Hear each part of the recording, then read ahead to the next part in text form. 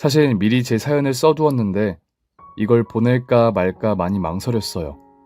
아무래도 시댁 식구들이 들으시면 저희 이야기라는 걸 금세 깨닫게 되니 분란이 일어날지도 모르는 소심한 마음에 여러 번 고민했답니다. 그래도 익명이 보장된다는 것에 용기를 얻고 묵혀두었던 제 사연을 보내드려요. 제 이야기는 결혼한 여자들이라면 누구나 겪는 동서 갈등에 관한 이야기인데요. 그런데 제 사연은 일반적인 갈등과는 완전 다른 쇼킹적인 사건이라 들어보시면 아마 입이 떡 하고 벌어지실 겁니다. 세상에 사람이 얼마나 무서운지 제대로 느끼실 거예요. 그럼 재미있는 제 이야기에 함께 빠져볼까요? 평범한 집안에서 자란 저는 실업계 고등학교를 나왔습니다. 실업계 나오신 분들은 아시겠지만 고등학교 3학년 때 일찌감치 취업을 나가게 됩니다. 저는 공업고등학교를 나와 공장에 실습을 나가게 되었고 3개월의 실습을 끝내고 정규 사원이 되었답니다. 일은 어렵지 않았어요. 사실 신입에게 어려운 일은 주지 않기 때문에 단순 반복하는 일이 전부였죠. 6달 동안 똑같은 일을 했더니 지겨워서 죽을 맛이더라고요. 그래서 전 진로를 변경하려고 퇴근하면 미용학원에 다니기 시작했습니다. 미용 기술에 큰 관심이 있던 건 아닌데 헤어 디자이너라는 직업은 평생 해도 굶고 살지는 않을 것 같은 마음에 발을 들였어요. 그렇게 공장에서 일을 해나가며 학원 생활까지 소화하다 보니 피로는 매일매일 누적되었답니다. 그러다 얼마 뒤 공장 직원들 전체 회식이 잡혔는데 거기에 빠지면 5,000원의 벌금을 내야 한다고 반장님이 반강제로 회식에 참여하게 하셨어요. 저는 어차피 밥은 먹어야 하니 고기나 먹자 하는 마음으로 회식 장소에 나가게 되었고 곧 고깃집에 저희 공장 직원들이 꽉 채웠답니다. 저는 다른 부서 사람들과 친하지 않아 자리를 이동하지 않고 저희 팀 언니들하고만 고기와 술을 먹고 있었어요. 그런데 남자 직원들이 돌아가며 자리를 이동했고 어색한 순간을 여러 번 맞아야 했답니다.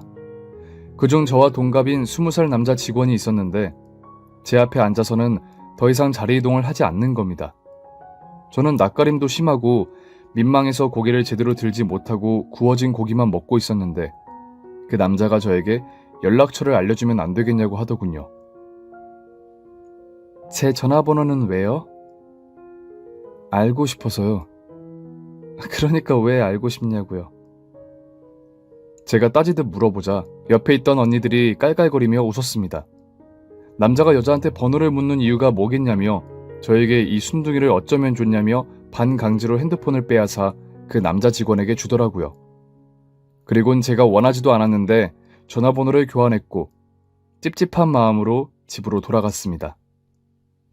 침대에 누워 자려고 하자 바로 그 남자 직원에게 카톡이 오더군요. 내일 퇴근하고 뭐 하세요? 학원 가는데요? 무슨 학원이요? 대개 알 바 아닙니다. 그리고 연락하지 말아주세요. 그렇게 저는 그 남자를 차단시켰고 불편한 마음을 덜어낼 수 있었죠. 하지만 이튿날 공장에서 일하다 쉬는 시간이 되어 바람을 쐬러 나갔는데 그 남자 직원이 저에게 다가오더군요. 무슨 학원 다니세요?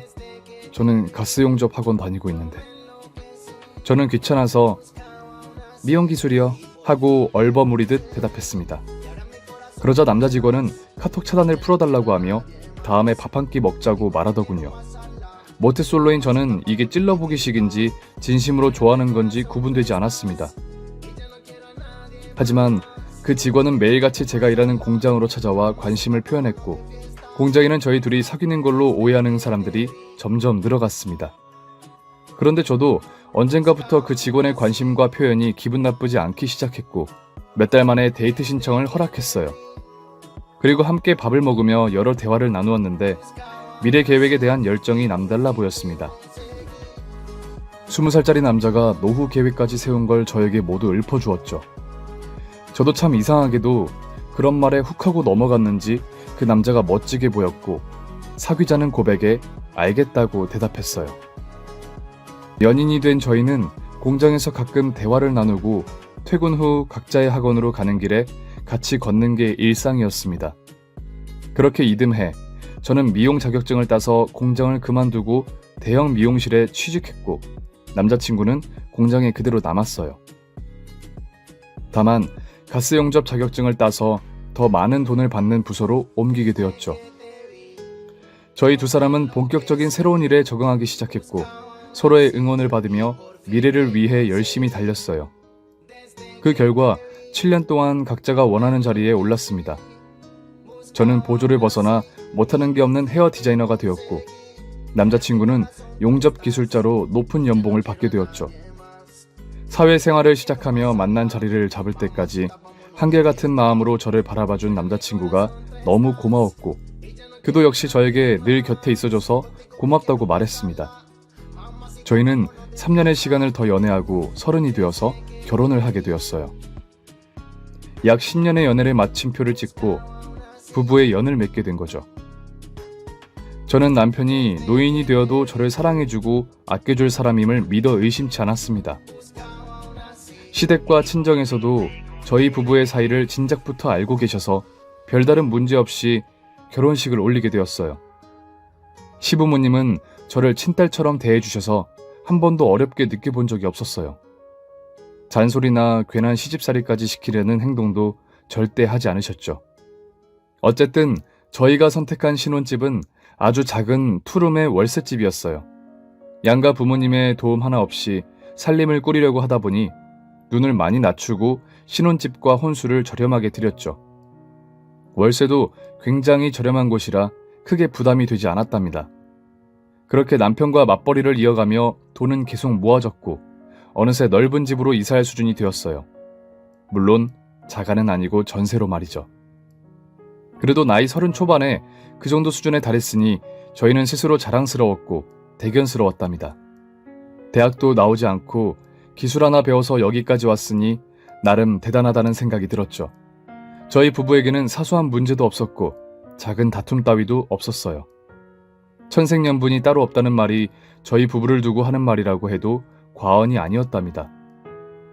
딱 한 가지 문제가 있다면 결혼 후 임신이 되지 않는 거였는데 다행히 부담 주는 사람이 없어 하늘의 뜻을 기다리고 있었어요.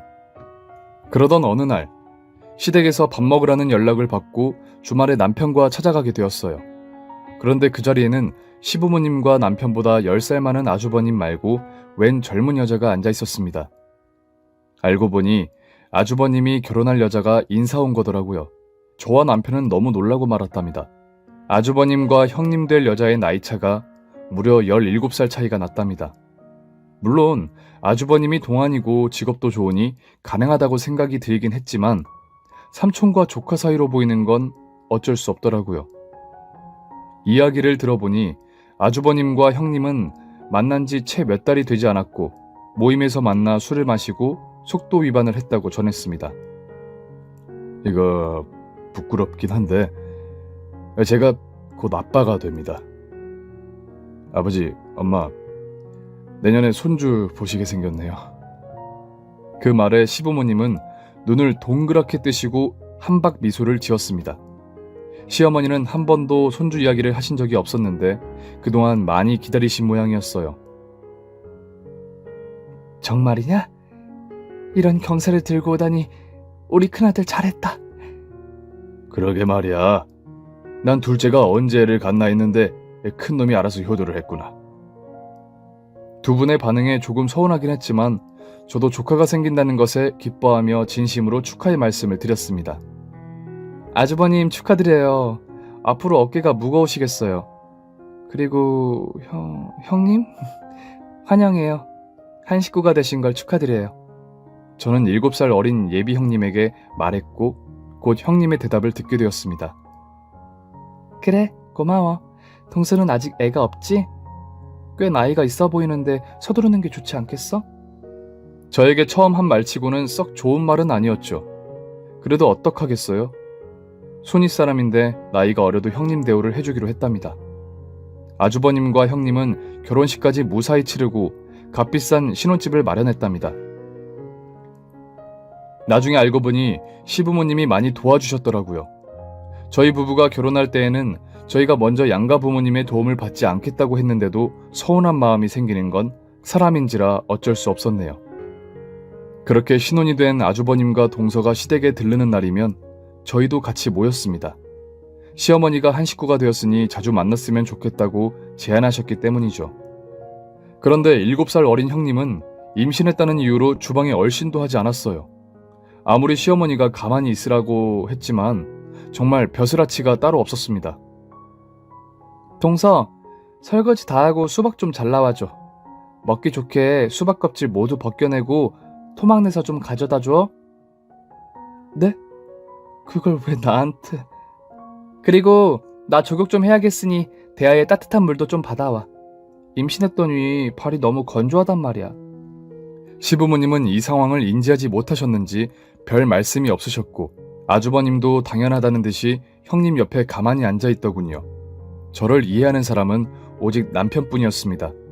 그이가 아주버님을 강하게 째려보는데도 눈치 없는 아주버님은 포크로 수박을 찍어 형님이라는 여자 입에 넣어주느라 여념이 없었어요. 그런데 형님의 개념 없는 행동은 이제야 시작이었습니다.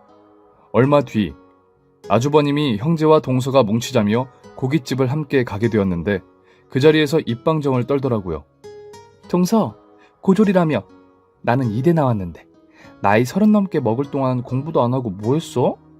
도련님이야 기술 배우려고 일찌감치부터 준비했다지만 동서는 남의 머리나 감겨주면서 돈벌이 하니 자괴감이 장난 아니겠어. 동서도 공부 안 한 걸 후회하지. 고기 먹다 체할 것 같아 저는 할 말을 해야 했습니다. 아니 형님, 무슨 말을 그렇게 해요. 저는 헤어 디자이너로 자부심을 느끼고 일하고 있다고요. 대학 나온 사람들보다 돈도 훨씬 잘 벌거든요. 형님은 대학 졸업하자마자 결혼해서 사회생활을 안 해봐서 모르겠지만 이 세상은 학벌이 다가 아니라고요. 그러니까 말 조심해요. 그러자 형님은 거기서 그치지 않고 저를 다시 공격했습니다. 정말 충격적인 말을 쏟아내더군요. 그래? 자부심 있어서 좋겠네. 돈도 잘 번다니까 축하할 일이지. 그런데 동서, 그거 알아? 남자들이 기피해야 하는 여자 직업 3가지 말이야. 네? 그게 무슨 말이에요? 그러니까 남자들이 믿고 걸러야 하는 여자 직업 3가지가 있는데 간호조무사랑 유치원 교사가 있고 나머지 하나가 동서가 하는 미용사라고 하더라고. 이 3가지 직업을 가진 여자들은 문란하다고 하더라. 뭐 내 친구 중에는 그런 직업 가진 애들이 없어서 잘 모르겠지만 말이야. 그래서 말인데 동서는 서방님이 몇 번째 남자야? 혹시 하도 많은 남자들을 만나서 헷갈리는 거 아니야? 제가 살다 헤어 디자이너 일을 하며 이런 막말과 수모는 처음이었어요. 인터넷에 떠도는 말을 가지고 저더러 문란한 여자라고 확신하듯이 말하는 게 정상으로 보이지 않았죠. 제가 흥분한 모습을 보이자 남편이 나섰습니다. 영수, 말 좀 가려서 하세요. 제 아내는 문란하기는커녕 제가 첫사랑인 여자라고요. 그런 소문은 다 가십거리일 뿐이니 괜한 말로 이 사람한테 상처 주는 말 하지 마세요. 당장 사과하세요. 알겠어요. 저는 웃자고 한 말인데 죽자고 덤벼드니 몸둘 바를 모르겠네요. 동서, 미안해. 저는 그이가 아니었으면 고기 불판을 뒤집어 버렸을 겁니다. 여하튼 남편 덕분에 제 분노를 멈출 수 있었어요. 그리고 남편은 제가 형님 때문에 시댁 가는 걸 꺼려하는 걸 알고 걸려오는 시댁 전화에 바쁘다는 핑계를 댔습니다. 그래서 좀 편하게 지냈는가 싶었는데 이번에는 형님이 제가 일하는 미용실로 찾아왔어요. 저는 손님을 보고 그렇게 반갑지 않고 껄끄러운 적이 처음이었답니다. 형님 오랜만이네요. 그런데 여긴 어쩐 일이에요? 무슨 할 말이라도... 동서도 참 미용실에 머리하러 왔지 뭐하러 왔겠어. 동서가 내 머리 좀 해줘. 내가 하고 싶은 머리 사진 보여줄게. 여기 전지현 머리야. 이거랑 똑같이 해줘. 가끔 손님들이 누구 머리처럼 해주세요 라고 하면 저는 덜컥 겁이 났습니다. 얼굴이 다른데 같은 머리를 한다고 어울리는 게 아니었으니까요. 형님은